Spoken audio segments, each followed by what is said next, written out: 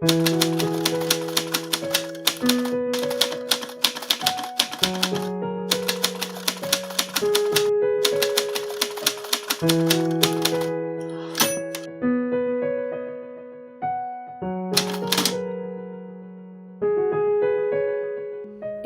un mundo agobiado todavía por su pasado y en el que parecen haberse consumado esas distopías que imagina el arte de este siglo, con la pandemia y todas sus aciagas consecuencias sociales y humanas, aún incalculables, si hay un trabajo productivo, fecundo, paradójicamente no paralizador que pueda emprender el investigador, claro que me interesa pensar puntualmente en mi propia práctica, ese trabajo consistirá en un ejercicio melancólico.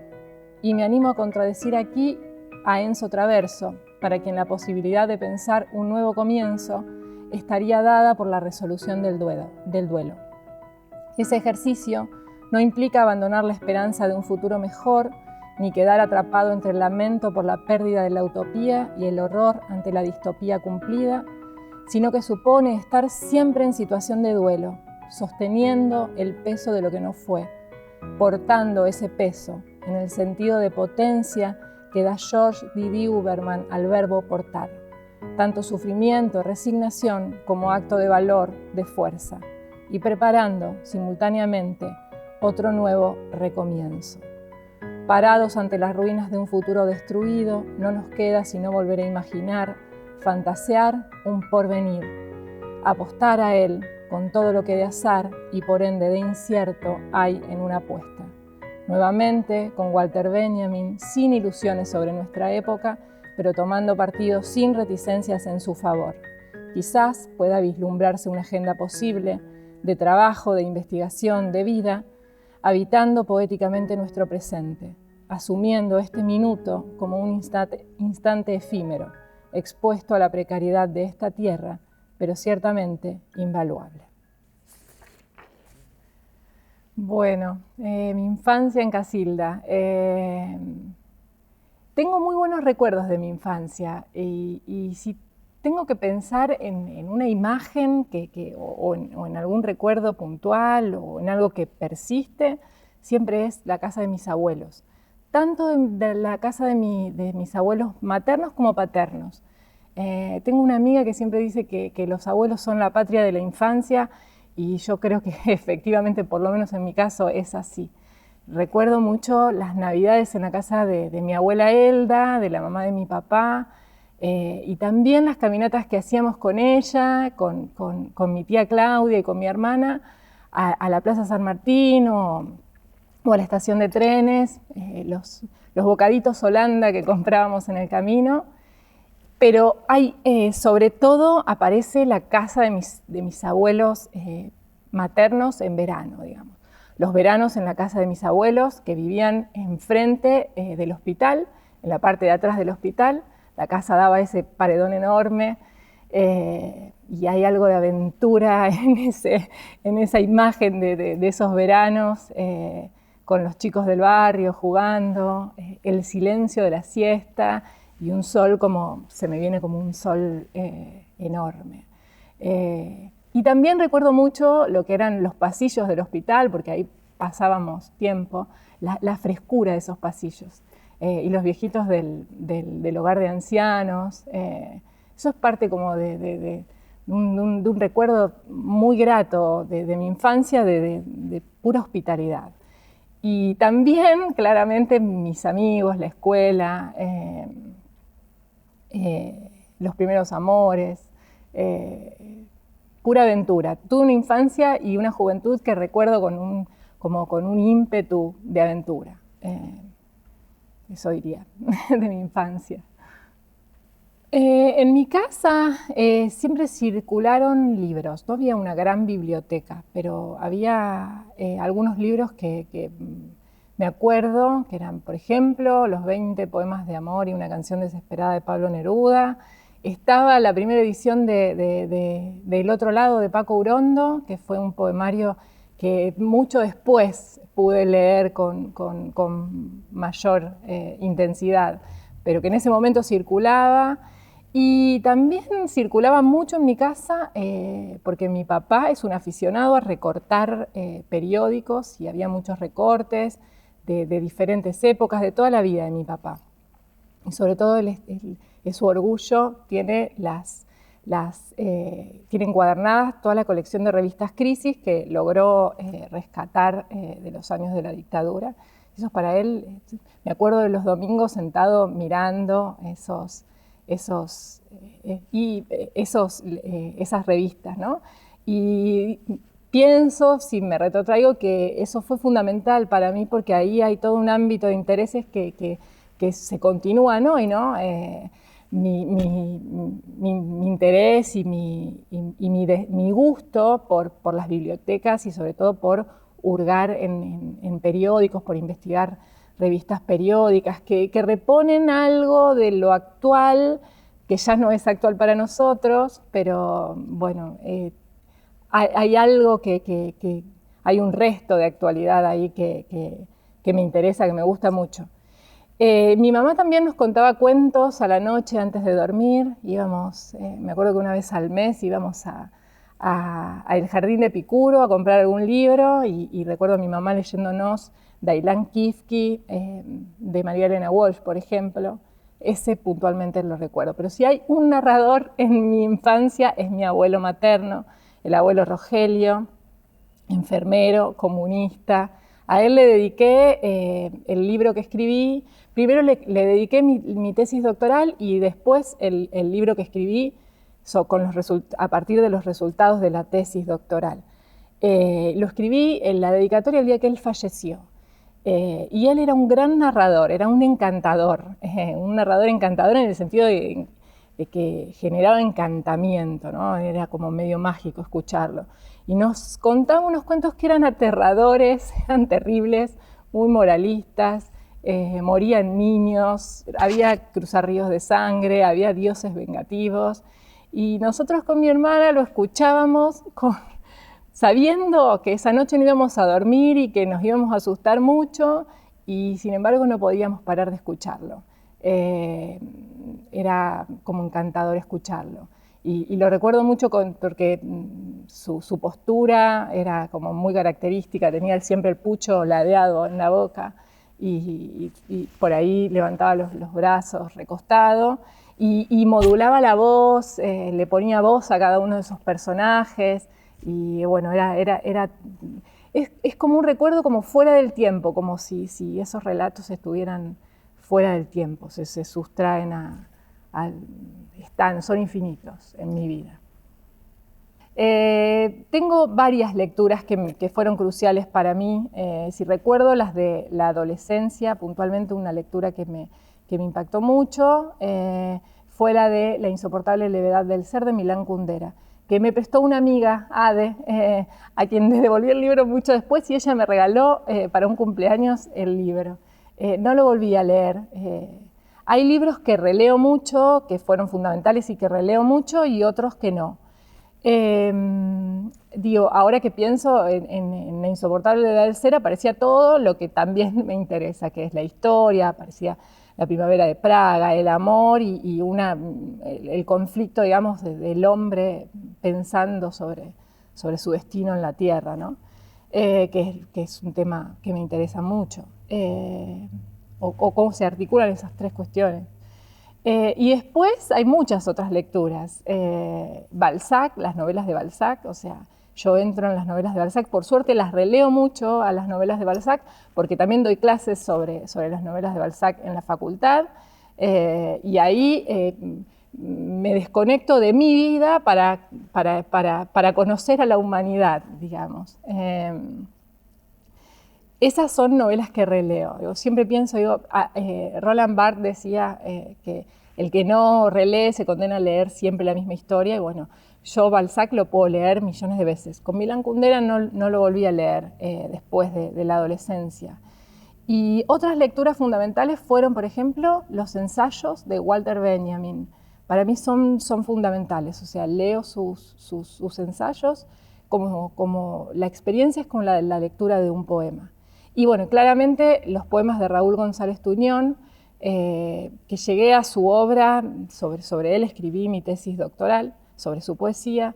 Llegué ahí de un modo bastante azaroso para escribir un trabajo en la facultad, y me acuerdo del primer libro que compré, que era su libro más hermoso, que es La calle del agujero en la media, y recuerdo caminar hacia el departamento en Rosario leyendo esos poemas, o sea, un peligro, pero fueron como muy conmovedores. Juana Vignosi, otra poeta, mi poeta preferida.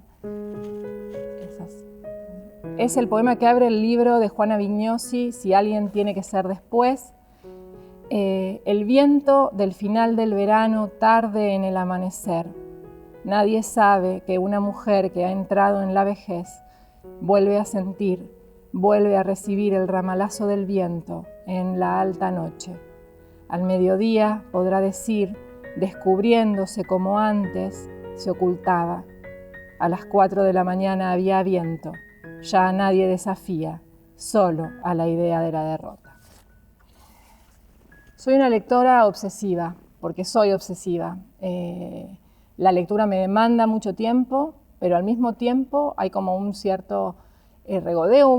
Yo lo definiría como me gusta disfrutar de la dificultad, disfruto de la dificultad. Nada, vivimos como en una sociedad donde ahora todo tiene que ser rápido y fácil, y para mí la lectura es una lucha contra el tiempo. Al mismo tiempo leo, la lectura es mi profesión, así que leo constantemente, digamos, quiero decir, escribo y leo constantemente. Pero es una lucha contra el tiempo en mi caso, porque siempre me falta tiempo. Como que siempre leería más, o siempre tengo que hacer otra cosa y tengo que dejar de leer, pero soy una lectora obsesiva. No leo todo del mismo modo. La lectura de literatura siempre es más distendida. La lectura de teoría literaria o de ensayo crítico siempre es una lectura más sentada en mi escritorio, con viromes y apuntando.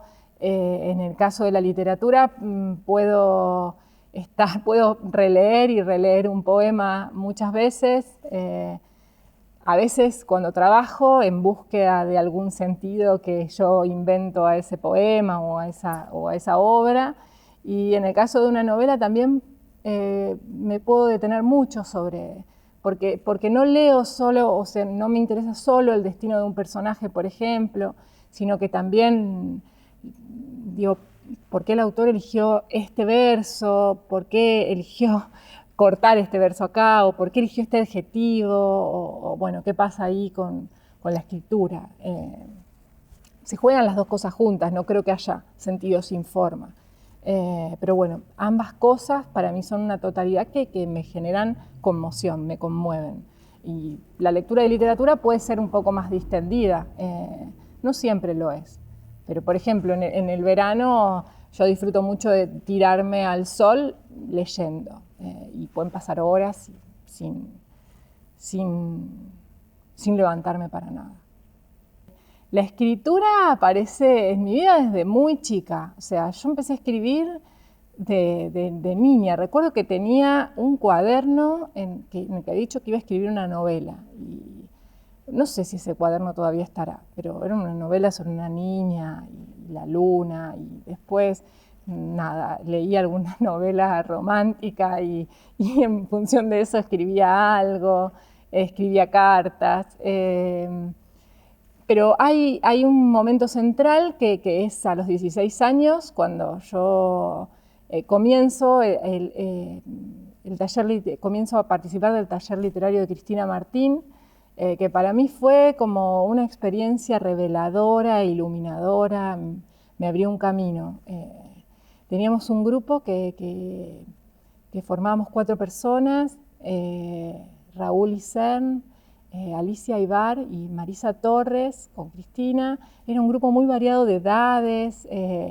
Aprendí muchísimo y recuerdo ese momento como un momento, voy a parafrasear a González Tuñón, mal lo voy a parafrasear, pero decía como estar en constante exaltación poética. Así viví esos años, digamos, como de constante exaltación poética. Estaba como admirada de la vida, con mucho deseo de leer y de escribir.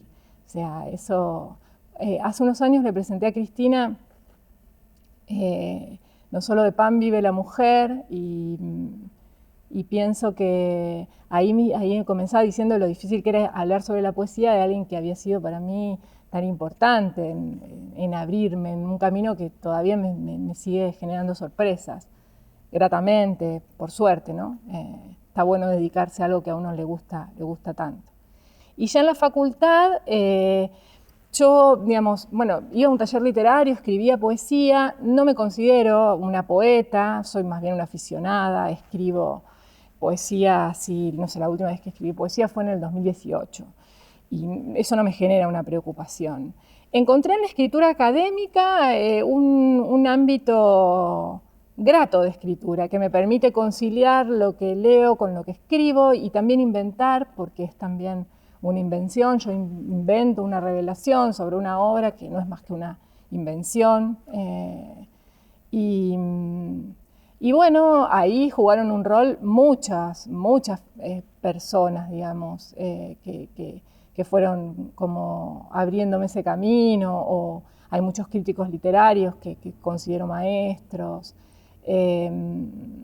Digamos, para mí una persona en la facultad que fue como central fue Roberto Retamoso. Con él empecé, él tuvo una confianza en mí muy grande, y después ahora tengo un grupo de colegas y de amigos, grandes amigos con los que siempre estamos en diálogo sobre lo que escribimos, y esto es algo que a mí me resulta como muy importante señalar, que es que la escritura, por lo menos en mi caso, no es individual, es algo colectivo, está siempre dialogando. Si algo sale bien es porque se escribió y se pensó con alguien y alguien ayudó a pensar. Tengo grandes referentes. Yo siempre pensé, digamos, si pienso en mi adolescencia y mi infancia, siempre pensé que lo que me iba a interesar era la escritura literaria. Empecé la facultad, me parece que con eso en parte en la cabeza, aunque no sé si tenía el destino profesional muy en mente cuando empecé la carrera. Hoy en día es como muy habitual escuchar a los chicos que saben qué quieren o que eligen su carrera en función de la profesión que quieren hacer. Yo sabía que quería leer y que quería escribir. Yo empecé escribiendo poesía y escribía muchísimo. Cristina, me acuerdo que allá en la adolescencia me insistió mucho para que participara de un concurso literario que gané. O sea, me gustaba mucho escribir poesía. Hoy en día aparece esporádicamente y en general en contextos de modificaciones, de crisis, pero crisis en el sentido de cambio, no de crisis emocionales. La última vez que apareció fue en mi última mudanza, que fue algo bastante traumático, y ahí ese año, que fue 2018, escribí varias cosas, aunque ahí cuando escribo literatura sí no tengo tanto en cuenta para quién escribo, y tampoco un interés por publicarlo. Sí hay amigas a quienes les hago circular mis poemas y con quienes tenemos un intercambio sobre eso, pero en general no es algo que me interese ahí para quién escribo. Sí, cuando escribo literatura, crítica académica, por ejemplo, ahí sí está muy presente el interlocutor, con quién quiero hablar, lo que decía antes del diálogo. Pero cuando escribo literatura no, es algo más íntimo y que queda en el ámbito de lo privado en general. Pero si tengo que leerlo, he leído poesía en algunos lugares, por insistencia de Cristina también hace unos años. La infancia, el aroma de la higuera madura, cuando el sol del verano a la siesta arremete en línea recta, frontal, sobre la tierra desordenada de pastos, insectos, herrumbres, hojas secas. Aunque podría identificarse el silencio, si se atiende bien, se puede advertir el casi imperceptible rumor que genera el movimiento del aire manso, tocando todas las cosas. O será más bien que ese rumor, ese tacto del aire, es el silencio. La geografía es infinita para nosotros, niños lanzados a la aventura de una tarde, pródiga en asombros, pura promesa de hallazgos. Una tarde que vuelve ahora, despliega su persistencia, revierte por un instante el desánimo, las distancias, el agujero negro de las ausencias, solo para robustecerlos, ferozmente, inmediatamente, después. Un feroz aroma de higuera madura me concede la infancia para mostrarla, ya por siempre, infinita. Este poema que acabo de leer es de enero de 2018. Me estaba por mudar de mi casa anterior, que tenía un baldío que me recordaba mucho a el afuera de la casa de mis abuelos maternos y el olor de la higuera, ¿no? que aparece entre los olores de la infancia.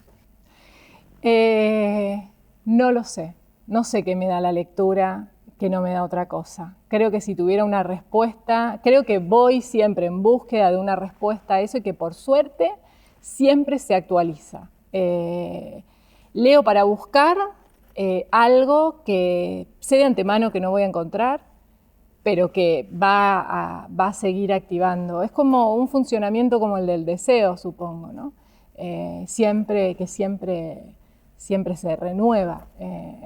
Creo que, no sé, por suerte no tengo una respuesta para esa pregunta, no sé qué voy a buscar. Siempre voy a extrañarme, digamos. La literatura me gusta en tanto me extraña del mundo, me hace pensar de otro modo, me hace dudar, me hace preguntas. La literatura que da respuestas no me satisface nunca, no me gustan las respuestas tajantes, contundentes. Siempre creo que la actitud de duda es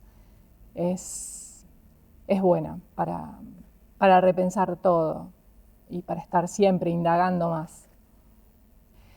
Es muy rara mi respuesta a esta pregunta, porque yo me dedico a estudiar, porque estudio las relaciones entre literatura y política en el siglo XX, por ende, estoy todo el tiempo pensando o indagando sobre los modos en los que esa respuesta fue posible a lo largo del siglo, ¿no?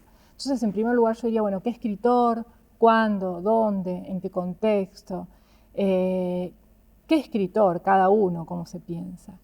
Pero también a lo mejor por eso mismo soy, digamos, tengo en claro que hay ciertas mistificaciones sobre eso que tienen que ver con asignarle un poder comunicativo a la lengua o al escritor, o suponer que se puede dar un pasaje desde la intención del escritor hasta el modo en que el público o el lector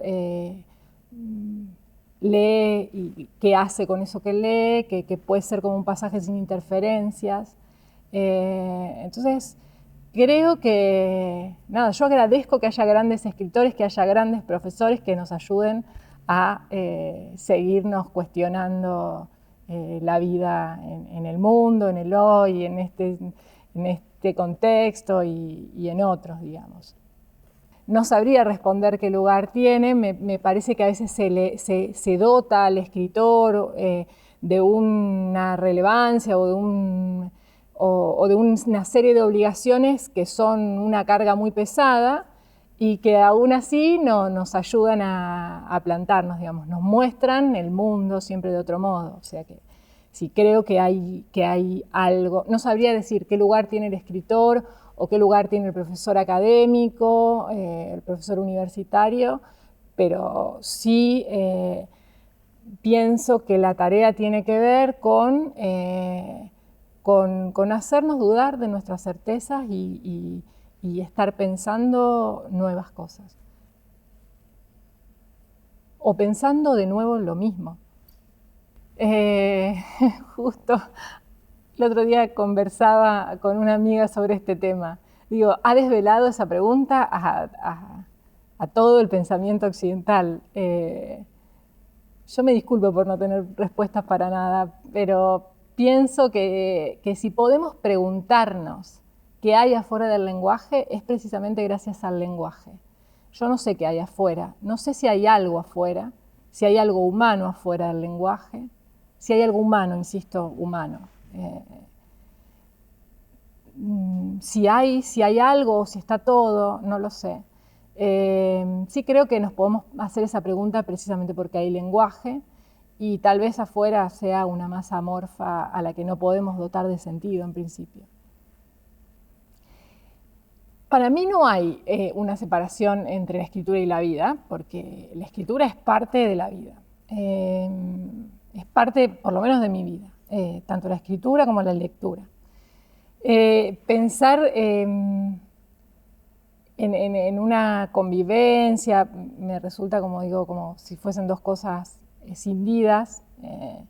No lo son. Sí, lo que vivo con cierta tensión es la cuestión de los tiempos, porque esto es algo, bueno, muy personal. Siempre siento que el tiempo me falta y que tengo que cerrar un libro para ir a cocinar o para ir a hacer algún otro deber y que tengo que interrumpir. O sea, la sensación es que siempre la lectura la tengo que interrumpir, o el trabajo de escritura también. Pero al mismo tiempo es algo que no se interrumpe nunca, porque si bien yo soy una persona que se distrae mucho, soy distraída, o sea que necesito concentración, no es que puedo escribir en cualquier lado, escribo en mi escritorio, tengo durante el día a mi perro, un perrito viejo, sentado en el sillón, que duerme así como muy plácidamente y me gusta verlo, así dormir con esa contundencia. Sí es cierto que después estoy pensando, o mientras cocino, o mientras me baño, o mientras voy caminando a la facultad, bueno, ahora con la pandemia no estoy yendo, pero sí salgo a caminar, siempre estoy pensando en una oración o en cómo comenzar un texto o en lo que estoy leyendo. O sea que en realidad es algo que no se interrumpe nunca, pero al mismo tiempo siempre esa sensación de interrupción es como traumática. Tuve muchos maestros, considero que tuve muchos maestros, los sigo teniendo. Me gusta estar en posición de aprender constantemente, o sea, me gusta la disposición a aprender.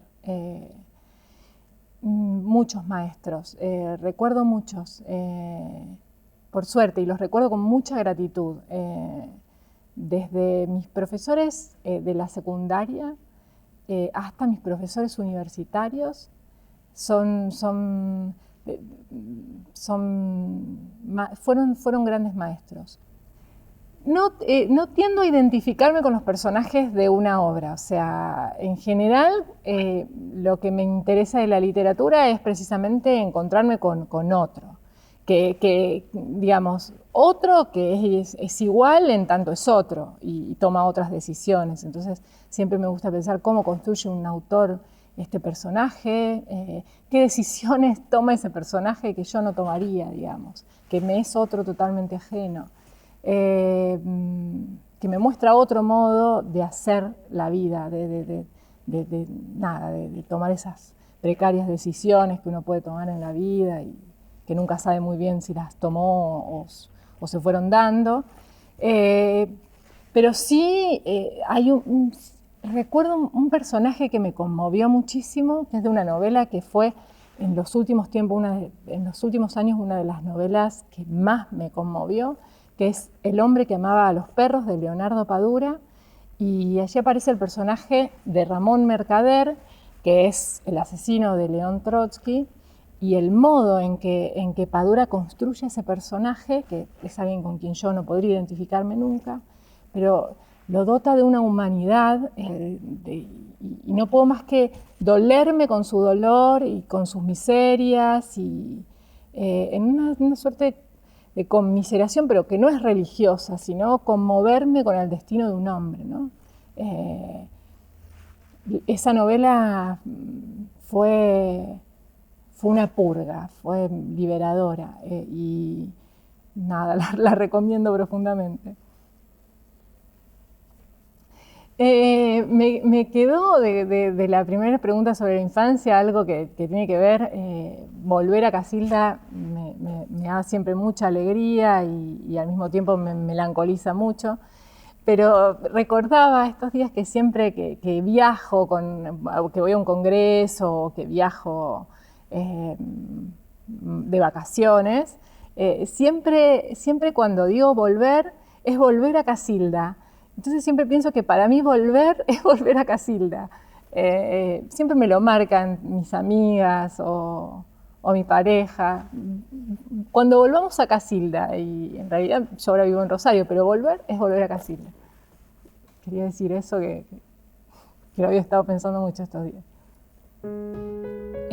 Hundidos así, hasta que el barro nos ahoga y ya nunca podremos alcanzar la altura del misterio.